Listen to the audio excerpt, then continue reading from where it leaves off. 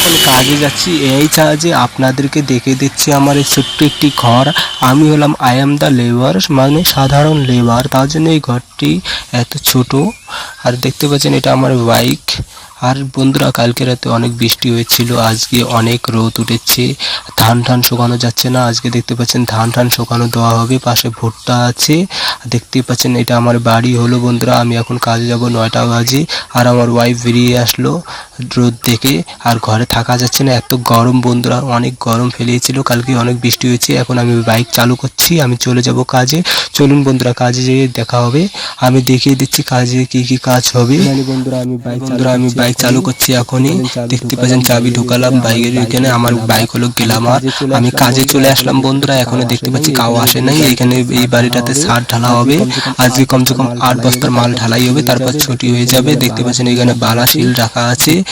দেখতে পাচ্ছেন এখানে শিল আর বিলাইটা দেখতে পাচ্ছেন আমাকে দেখতেছে কে এসেছে। বিলাইটি খুব ভালো বন্ধুরা।